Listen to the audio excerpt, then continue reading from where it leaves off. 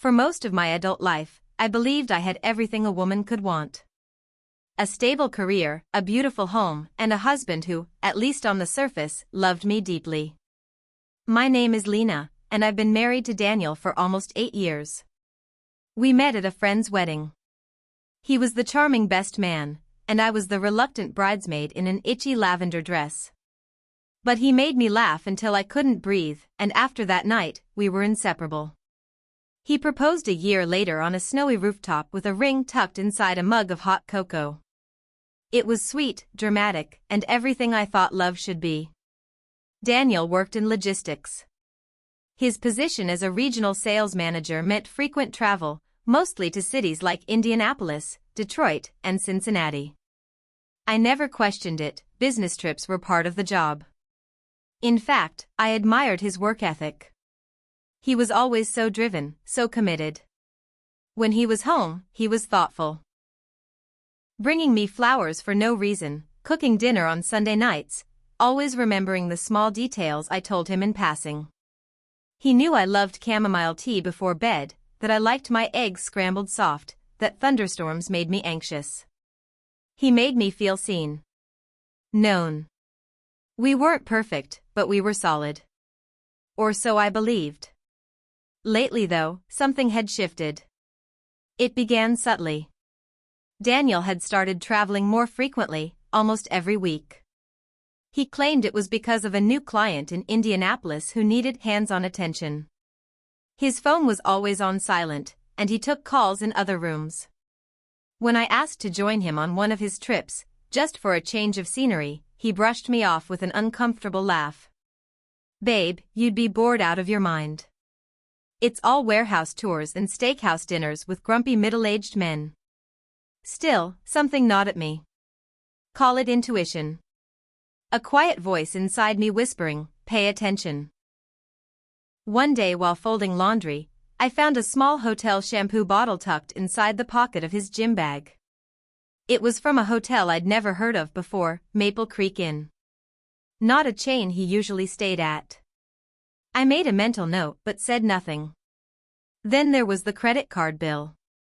I usually handle our finances, and while going through the monthly statement, I noticed several charges from restaurants and grocery stores in Indianapolis.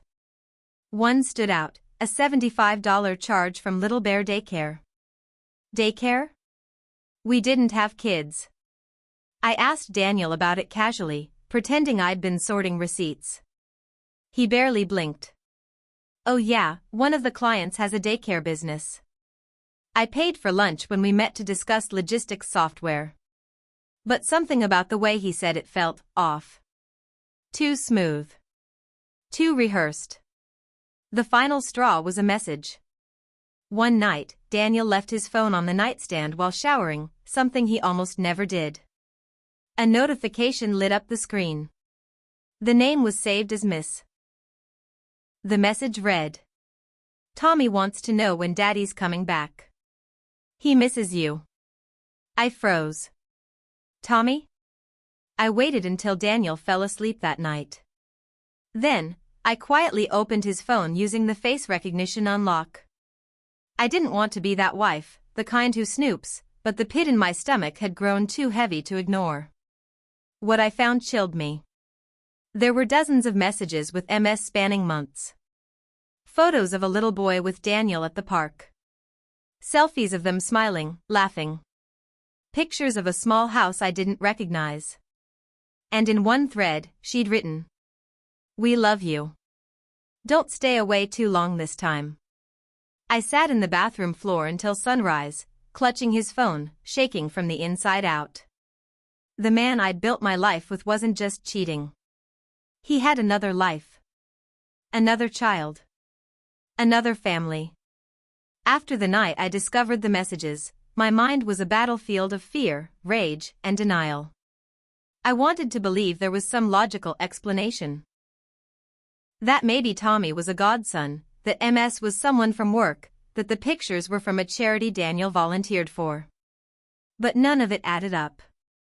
Not the frequency. Not the tone. Not the tender way he smiled at the little boy in those photos. I didn't confront him, not yet. I needed undeniable truth. I needed to see it with my own eyes. So I made a plan. I told Daniel I'd landed a freelance job with a corporate client and that they wanted me to work on site, conveniently over the same weekend he was traveling to Indianapolis. He looked relieved when I said I'd be too busy to talk. He kissed my forehead. "I'll miss you," he whispered. I almost laughed. He had no idea I was about to follow him into the shadows he thought I'd never find. The drive from Chicago to Indianapolis took me just under 3 hours. My heart pounded the entire way. I wasn't sure what I'd do once I got there, if I'd confront him, take pictures, call the police, scream in the street. All I knew was I had to see. Thanks to that old hotel receipt I once found in his coat, I started my search at Maple Creek Inn. It was a modest but charming hotel, brick walls, a small garden out front, and mostly local travelers from what I could tell. But he wasn't there. I waited in the parking lot for 2 hours, hoping he'd show up. But nothing. Then I had an idea. I remembered a grocery store name I saw on the credit card bill, Merritt's Market.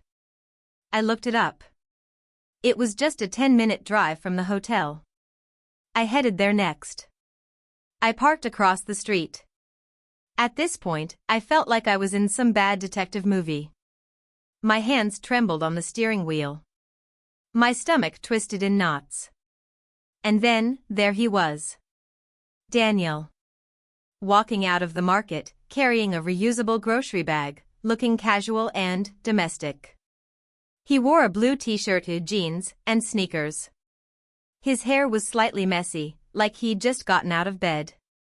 He looked comfortable, like a man at home.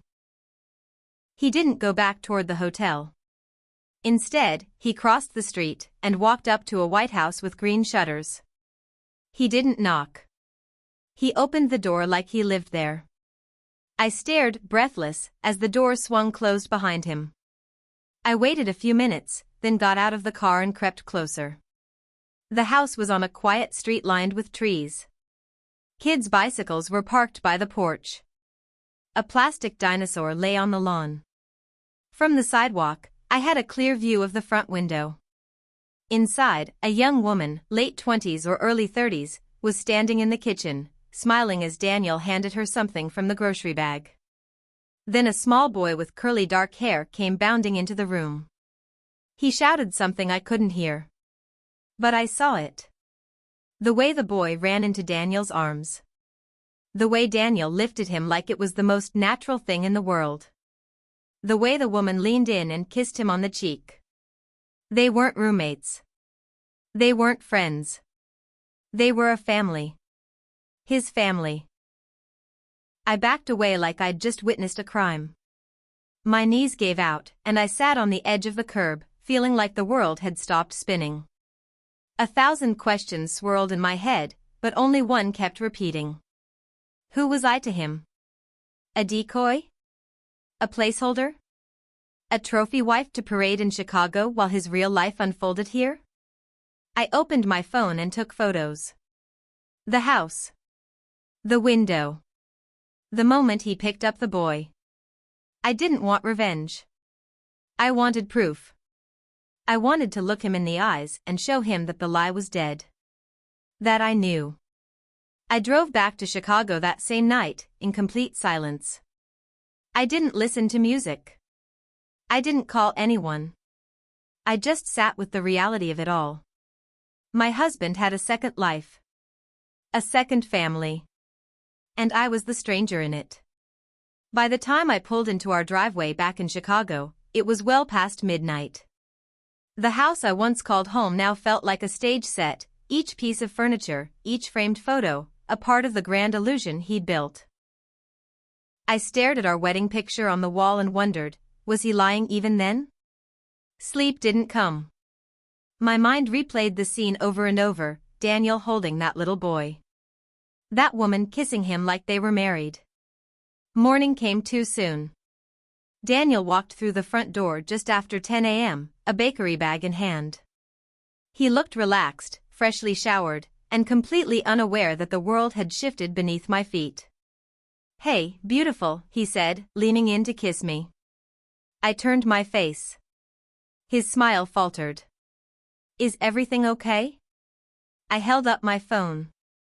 Displayed on the screen was the photo I took, Daniel holding the child, the woman smiling beside him, all of them framed by the window of that White House in Indianapolis. His eyes locked on the screen. He didn't say a word. I asked, my voice low and steady, "How long?" He opened his mouth. Closed it. Sat down heavily on the couch like someone had just drained the life out of him. "It's not what it looks like," he began. "Don't insult me." He looked up at me with tired, haunted eyes. "For years. Her name is Melinda. We met through work. It wasn't supposed to be serious. But it became serious enough to have a child with her?" He didn't answer. "You lied to me. Over and over again. Every trip. Every excuse. You chose this. You built another family behind my back. I didn't plan for any of this. When she got pregnant, I panicked. I thought I could manage both. I thought. I didn't want to lose you." I laughed bitterly. "Manage both? Like we're two houses on your schedule?" "I love you, Lena." I felt sick hearing it. "You love me? Do you even know what love is?"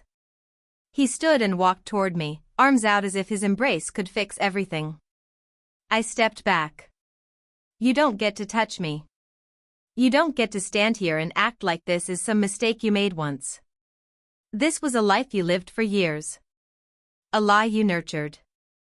"I never stopped loving you," he said, tears forming now. "No. You never respected me." That night, I called my sister and told her everything. She cried with me. She offered to let me move in, but I needed time to process. I stayed in our house a few more days, only because I needed to gather evidence for the divorce lawyer. Daniel, to his credit, or perhaps guilt, didn't try to stop me. He wandered through the house like a ghost, avoiding my gaze, barely speaking. I found more receipts. More photos. Even birthday cards to Tommy, from Daddy. He'd been living this double life so long, it had grown roots. I reached out to Melinda. At first, she refused to speak to me, but eventually, she agreed to a phone call. "I thought you knew," she said bluntly. "He told me you were separated. He said you were just roommates now." I closed my eyes. So that was how he justified it. "He told me you had issues, that you didn't want kids," she continued. "I didn't want to be the other woman. I swear." "He lied to both of us," I said quietly. There was silence between us for a long moment. Then she said something that chilled me to the bone. "He tells Tommy he's going to live with us full-time someday. That he'll leave everything behind." That was the final crack. The truth wasn't just that Daniel had betrayed me. It was that he was planning to erase me. Quietly. Gradually. Like I'd never existed. But I refused to vanish. I contacted a divorce attorney the next day. I didn't scream. I didn't beg. I signed papers. I documented everything. I protected myself. When I told Daniel I wanted a divorce, he didn't argue. He just nodded. "I'll never forgive myself," he said. "I won't either," I replied. He packed his bags the next week and moved out. And for the first time in 8 years, I sat alone in that house, and didn't feel like a wife. I felt like a survivor. The day Daniel moved out was cloudy, quiet, and strangely peaceful. I watched from the upstairs window as he loaded the last of his things into the trunk of his car. His favorite coffee mug, his suitcase, the navy blazer he wore to almost every client meeting. He didn't look up at the house. He didn't wave goodbye. Just like that, he was gone. And then it hit me. I was alone. Not just in the house, but in the life I thought we'd built together. The days that followed were a blur. I took a leave of absence from work. My body functioned on autopilot: shower, coffee, check email, cry, repeat. Every room in the house held memories that felt like betrayal now. The kitchen where he used to surprise me with breakfast. The hallway where we hung our travel photos. The closet where I found a small birthday card once, addressed to my son. I deleted every photo of us from my phone. I boxed up the wedding album. I changed the locks. But healing wasn't linear. There were nights I'd wake up gasping from dreams, visions of Daniel holding that boy, smiling in ways he hadn't smiled at me in years. Some friends tried to comfort me. Others, like my old college roommate Sasha, were blunt. He's a narcissist, Lena. Men like that don't change. He wanted to have his cake and eat it too. My mother, on the other hand, pleaded for me to reconsider. Marriage is hard. Maybe he panicked. Maybe you two can work through this. Work through what? I snapped. The child? The lies? The years of gaslighting? Even then, some people just didn't get it. But one person did. A few weeks after Daniel moved out, I got a message from Melinda. She said she wanted to meet. At first, I ignored it. The idea of sitting face to face with the woman who had a child with my husband made my skin crawl. But after days of thinking, I realized I needed answers, not from Daniel, but from her. We met at a coffee shop on the edge of the city. She wore a pale green sweater and no makeup. She looked exhausted. "I'm sorry," she said immediately. "For everything." "I don't blame you," I said, surprising even myself. "I think we were both lied to." She nodded. "I believed him when he said you were done." I kept asking why he wouldn't file the paperwork, why he still had mail going to your house. He always had an excuse. I could tell she was hurting too. "I didn't want to raise a child in a lie," she said softly. But it happened so fast. One day we were just dating, and the next I was pregnant and he was promising a future he never delivered. "He told me he couldn't have kids," I whispered. Her eyes widened. "What?" "He said it just hadn't happened for us. That maybe we needed to see a specialist. He told me not to worry." Melinda looked down, and I could tell the truth hit her as hard as it had hit me once. "He used both of us," she said. "You as the safety net, and me as the fantasy." Something shifted in me after that conversation. For so long, I'd felt like I was drowning in humiliation, betrayal, shame. But talking to Melinda made me realize Daniel's betrayal wasn't a reflection of my worth. It was a reflection of his emptiness. I started therapy. I began journaling every night. I moved out of the house 2 months later and into a sunny apartment overlooking the lake. It was small but mine. Every object, every corner was mine. I painted one of the walls bright teal, just because I could. I bought new sheets. I slept on my side of the bed every night. And little by little, the pain started to dull. One chilly autumn morning, I was reading a book at my favorite cafe when a stranger asked if he could borrow the chair at my table. I looked up, startled. He was tall, warm-eyed, maybe mid-30s, with a coffee-stained novel in one hand and a shy smile. "Sure," I said. We ended up talking for an hour. His name was Evan. He taught English literature at a local high school. He'd just gone through a breakup himself, a long-term relationship that ended when his partner moved abroad and never came back. It wasn't love at first sight. But it was kindness. Conversation. Something real. We exchanged numbers. For the first time in a long time, I walked home smiling. 6 months had passed since the day I watched Daniel walk out of our house for good. Sometimes it felt like another lifetime. Other times, it felt like the wound had just scabbed over. Healing doesn't come all at once. It arrives in small moments, choosing not to check his social media, sleeping through the night without waking in panic, hearing his name and not flinching. I'd spent so long living in the wreckage of someone else's lies that I almost forgot what it felt like to live for myself. But slowly, I started again. Our divorce finalized quietly.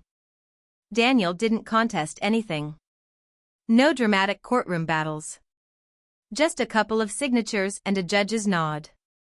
He reached out once, an email. I'll regret what I did for the rest of my life. I hope someday you'll find peace. I didn't reply. He didn't deserve my words anymore. I heard through mutual friends that he moved in permanently with Melinda and their son. I hoped, for the boy's sake, that Daniel would be a better father than he was a husband. But I wasn't angry anymore. I was simply done. I leaned into the life I was building, small but authentic. I took pottery classes. I started swimming at the local gym. I even cut my hair, something Daniel once said he didn't like. I looked in the mirror and smiled. It suited me. I liked it. And then there was Evan. We met often, first at the cafe, then for dinners, walks along the lake, lazy Sunday brunches. There was no pressure, no grand declarations. Just presence. One evening, as we sat on my tiny apartment balcony wrapped in blankets, he looked at me and said, "You don't have to talk about it. But if you ever want to, I'll listen." And I did. For the first time, I told someone everything. About the double life, the betrayal, the loneliness that gnawed at me for years. He didn't flinch. He held my hand and said, "That's not your story anymore." It took time, but I stopped defining myself by what Daniel did to me. I was not just the woman he lied to. I was the woman who walked away. Who faced the truth head-on and survived it. Who rebuilt her life from the ashes of someone else's betrayal and found peace in places she never thought to look. My story didn't end with heartbreak. It began there. And now? I'm still learning what love means. Not just from others, but from myself. I'm not rushing toward marriage again. I'm not desperate to prove I'm whole by filling the gaps someone else left behind. Because I am whole. And that little girl who once dreamed of love, security, and a family? She still exists. She's just wiser now. If I could write a letter to the version of me who sat on the bathroom floor with his phone in her hand and her world collapsing around her, it would say this. You won't die from this, even though it feels like it. You'll cry, you'll scream, you'll want to disappear. But then, one day, you'll wake up and want coffee again. You'll put on a new dress. You'll smile at a stranger. You'll tell your story and it won't break you. And you'll know. The worst thing that ever happened to you was the beginning of the best thing you ever did for yourself.